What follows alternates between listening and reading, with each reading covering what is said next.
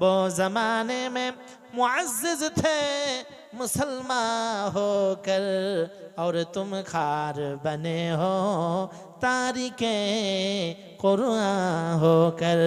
সেই জামানায় মানুষগুলো সম্মানিত ছিল, কোরআন অনুযায়ী জীবন যাপন করেছে, আর আজকে আমরা অসম্মানিত হচ্ছি কোরআন থেকে দূরে সরে গিয়ে।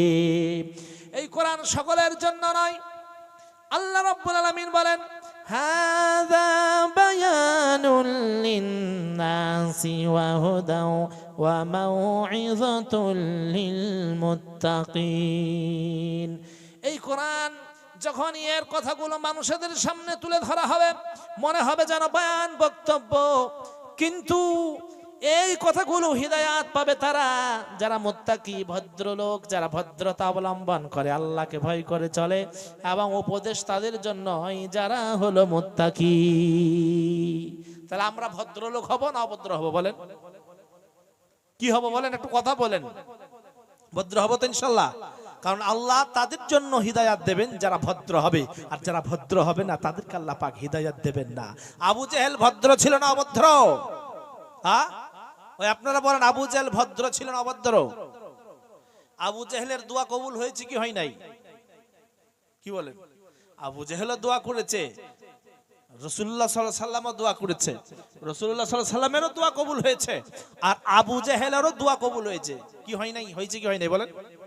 হ্যাঁ, যেদিন যুদ্ধে যায় আবু জেহেল, বদরের যুদ্ধে, সেই দিনে কাবা শরীফের গিলাফ ধরে বলেছিল, আল্লাহ, মুহাম্মদ সাল্লাল্লাহু আলাইহি ওয়াসাল্লাম যদি হক পথে থাকে তাকে তুমি বিজয়ী দান করো, আর যদি আমি হক পথে থাকি তাহলে আমাকে বিজয়ী দান করো। আল্লাহ তাই করলেন, তার কথাই শুনেছিলেন, মুহাম্মদ সাল্লাল্লাহু আলাইহি ওয়াসাল্লামকে বিজয়ী দান করলেন, আর আবু জেহেলকে হত্যা করা হলো। কারণ সে ছিল বিয়াদব, সে ছিল কাফের, ইসলামের বাতিকে নির্বাপিত করতে চেয়েছিল, নিভিয়ে দিতে চেয়েছিল, কিন্তু সহজ না।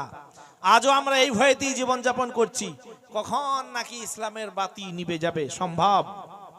সম্ভব? সম্ভব না। আমরা হয়তো চেঞ্জ হয়ে যাব, পরিবর্তন হয়ে যাব, শেষ হয়ে যাব, কিন্তু আবার আল্লাহ রাব্বুল আলামিন তিনি ইচ্ছা করলে যে লোকটা আজকে সব থেকে কঠোর, তার দ্বারাতেই আবার ইসলামের দাওয়াত দিতে শুরু করে দেবেন। ইতিপূর্বে কি হয় নাই? চেঙ্গিজ খান মুসলমানদের হত্যা করতে লেগেছিল। শুধু এক বেলাতে বাগদাদ শহরে 3 লক্ষ মানুষকে হত্যা করেছিল, সব মুসলমান ছিল, তাদেরকে হত্যা করেছিল। কিন্তু সেই চেঙ্গিজ খানের নাতিপুতিরা এসে আবার ইসলাম ধর্ম গ্রহণ করলো। ভাবতে হবে, আল্লাহ পাক বলছেন, ওয়াস্তাবদিল কওমান গায়রাকুম সুম্মা লা ইয়াকুনু আমসালাকুম। তোমরা যদি নিমুখ হারাম হও, তোমরা যদি নাশুকরগুজার হও, তোমাদের জায়গায় আমি অন্য কোন জাতি নিয়ে আসব, তোমাদেরকে শেষ করে দেব। ইনশা ইযহিবকুম ওয়া ইয়াতি বিখালকিন জাদীদ। আর আমি যদি তোমাদের জায়গায় অন্য কোন জাতি নিয়ে আসতে পারি, জাতি নিয়ে আসতে চাই, সেইটাও আমি আনতে পারি। এইটা যদি আমি করি, কেউ আমাকে ঠেকাতে পারবে না। বলেন পারবে? পারবে না। ওমা যালিকা আলাল্লাহি বিআজিজ। আমি যদি এটা করতে চাই, কেউ আমারে ঠেকাতে পারবে না। সুতরাং এই কোরআন কিন্তু সকলের জন্য না, এই কোরআন সকলে শুনতেও চাইবে না। আমরা এখন অনেকেই বলি 1500 বছর আগে কোরআন এসেছিল, আজকে এই কোরআন শুনবো কেন? আরে আজকে তো বৈজ্ঞানিকের যুগ, আজকে রকেটে মানুষেরা চড়ছে, রকেটে করে আজকে দূর দূরান্ত চলে যাচ্ছে, চাঁদে চলে যাচ্ছে মানুষ। আজকে আমরা গরুর গাড়ি থেকে নিয়ে এরোপ্লেন, রকেট তৈরি করলাম, টেলিগ্রাম, কম্পিউটার তৈরি করলাম, ইন্টারনেট তৈরি করলাম। এই যুগেতে কোরআন নিয়ে আবার কোনো আলোচনা হয় নাকি? কি বলেন? এই রকমই তো ধারণা নাকি মানুষের? ধারণা নাই। লক্ষ্য করুন, নিউটন বলে একজন বৈজ্ঞানিক, Isaac Newton, sir Isaac Newton বলা হয়, শুনেছেন তো নাকি? এই বিষয় নিয়ে আলোচনা করব কোরআন থেকে একটু উদ্ধৃতি দিয়ে। শুনেছেন তো যে কোরআন কি জিনিস, কোরআনে কি নাই? স্যার আইজাক নিউটন আপেল গাছের তলায় বসে আপেল পড়া দেখে বলল, মাধ্যাকর্ষণ শক্তি রয়েছে। এটা শুধু বলেছে মানে কি আজও পর্যন্ত তারা নাম হয়ে গেল স্যার আইজাক নিউটন মাধ্যাকর্ষণ শক্তি আবিষ্কার করলো। এই শক্তিটা কি সে আবিষ্কার করলো? না, শক্তি আছে এই কথাটা মানুষের কাছে প্রকাশ করলো। আমরা চলে যাই এর থেকে 1500 বছর আগে, এর থেকে 1400-1450 বছর আগে বিশ্বনবী সাল্লাল্লাহু আলাইহি ওয়াসাল্লামের জামানায় বিশ্বনবী মুহাম্মদুর রাসূলুল্লাহ সাল্লাল্লাহু আলাইহি ওয়াসাল্লামের পাক জবান দিয়ে আল্লাহ রাব্বুল আলামিন বলিয়ে দিলেন, আল্লাহুল্লাযী রাফা'আস সামাওয়াতি বিগাইরি আমাদিন তারাউনাহা। তোমরা কি দেখতে পাও না আল্লাহ রাব্বুল আলামিন, আল্লাহ সেই আল্লাহ, আল্লাহকে আল্লাহ হচ্ছেন সে যে এই বিশাল আকাশকে বিনা স্তম্ভ দিয়ে দাঁড় করিয়ে রেখেছে। তোমরা কি দেখতে পাও না নাকি? বলেন, এই বিশাল আকাশকে বিনা স্তম্ভ দিয়ে তিনি দাঁড় করে রেখেছেন।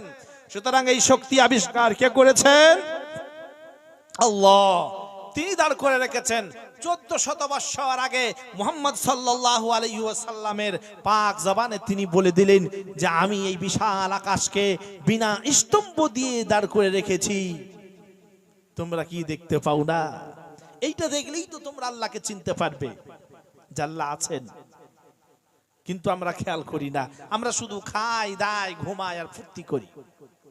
এখন অনেকেই আমাদের সমাজে মুসলমান দাবি করে, কিন্তু মুসলমান দাবি করার পরেও আবার কোরআনের বিরুদ্ধেই কথা বলে, বলে না? বলে কি বলে না? ওয়াসিম রেজবি সে কি বলছিল, 17খানা আয়াত কোরআন থেকে বাদ দিতে হবে। আল্লাহ বলে এই বেয়াদব তুই বাদ। সে এখন অন্য ধর্ম অবলম্বন করেছে। কলকাতার বুকে দেখেন নাজিয়া ইলাহি খান নাম দিয়েছে, কত বড় সুন্দর নাম, কত বড় নাম, আল্লাহর সঙ্গে নাম জড়িয়ে দিয়েছে। কিন্তু কথা বলতো মাইশা রাদিয়াল্লাহু তাআলা আনহার বিপক্ষে, তার বদনাম করত। রাসূলুল্লাহ সাল্লাল্লাহু আলাইহি সাল্লামের বদনাম করেছে, মাদ্রাসার তালেবে ইলমদের বদনাম করে, আলেম উলামাদের বদনাম করে। অবশেষে আল্লাহ বললেন, বেয়াদব শোন, তুই যখন আমার নবীর ওয়ারিসদেরকে দেখতে পারিস না, আমিও তোরে দেখতে পারবো না। অবশেষে সে বিধর্মীদের সঙ্গে বিবাহ করলো। এটাই আল্লাহ পাকের কৃতিত্ব, এটাই আল্লাহ পাকের ক্ষমতা। তিনি যে যেমন করবে তাকে সেই রকম জায়গায় আল্লাহ পাক পৌঁছে দেবে।